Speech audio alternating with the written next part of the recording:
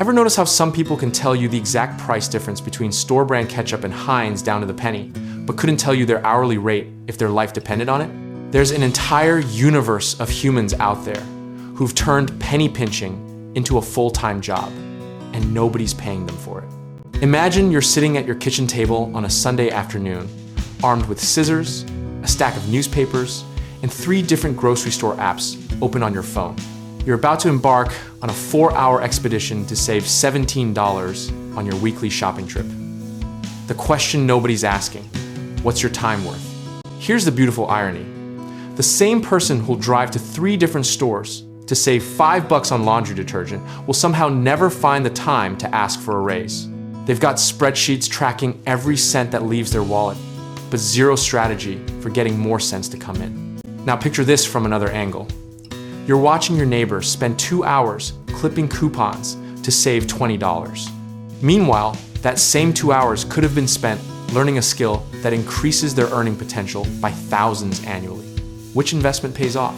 The coupon wars will tell you it's about discipline, about respect for money, about not being wasteful. And sure, there's nobility in that, but there's also something quietly absurd about optimizing the pennies while ignoring the dollars. Think about the mental energy involved here. You're memorizing sales cycles, tracking point systems across 7 different loyalty programs, and timing your purchases to coincide with triple coupon Tuesdays. That's legitimate cognitive labor. That's brain power that could be redirected anywhere. The average extreme couponer spends 10 to 15 hours per week on their craft. Let's be generous and say they save $100 weekly through their efforts. Congratulations. You've just created a job that pays $6.67 an hour, and you're both the employer and the employee. Here's where it gets interesting. These same individuals often view making more money as somehow harder or less attainable than spending less money, as if the universe has a fixed income setting for each person, and the only variable you can adjust is the outflow. But let's be honest about something else. For some people, this isn't really about the money at all. It's about control, about certainty, about having a system that feels manageable when everything else feels chaotic. You can control whether you buy generic versus name brand. You can't always control whether your boss gives you that promotion. So the psyche says, let's focus on what we can control. And suddenly you're 3 hours deep into an online forum debate about stackable discounts. The corporate world absolutely loves this mentality, by the way. Every company with a loyalty program is banking on you spending hours of unpaid labor to save money in their store specifically. You think you're gaming the system, but you're actually just a volunteer employee in their customer retention department.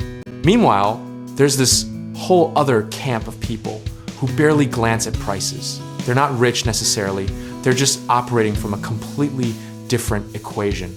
Their math says time spent increasing income beats time spent decreasing expenses every single time. These folks might overpay for convenience, sure. They'll grab the first toothpaste they see instead of comparing unit prices for 15 minutes.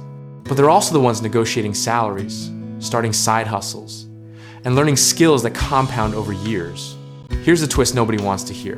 Both groups often end up in roughly the same financial position. The penny pinchers save their way to stability. The income growers earn their way there.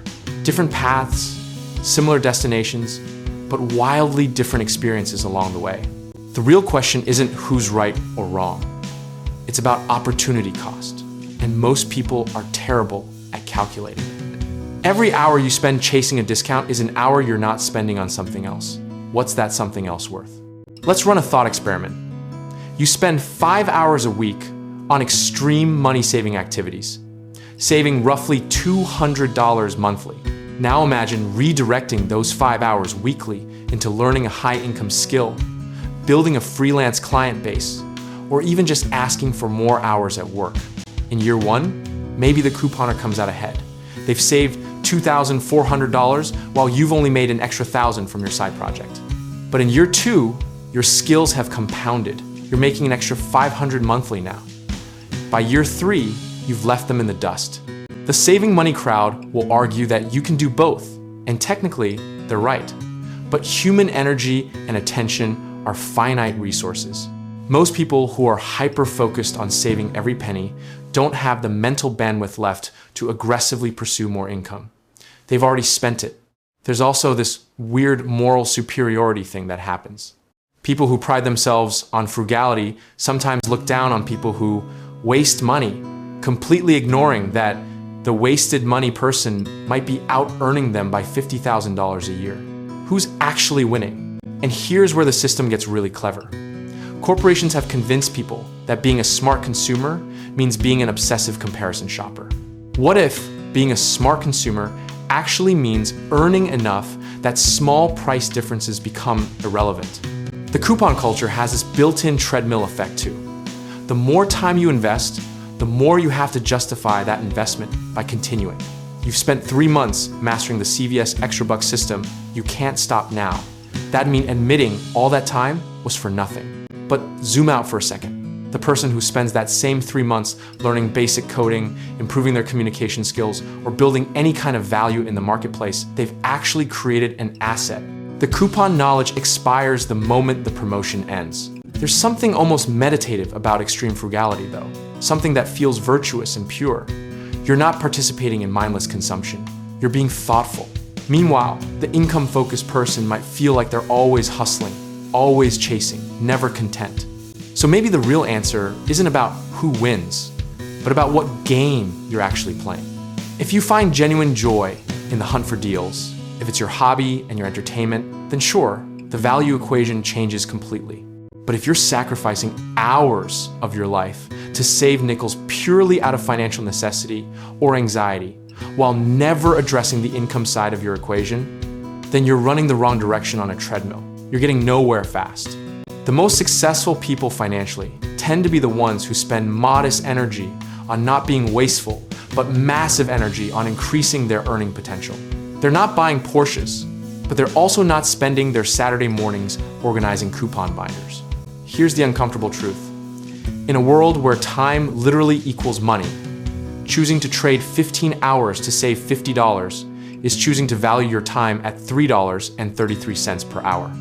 And the market offers way better deals than that for your attention. The game behind all this, we've been sold this narrative that frugality alone is the path to financial security, when really it's just one small piece. It's the piece that feels most accessible, most controllable, most immediate. But it's also the piece with the lowest ceiling. That's the paradox nobody wants to confront.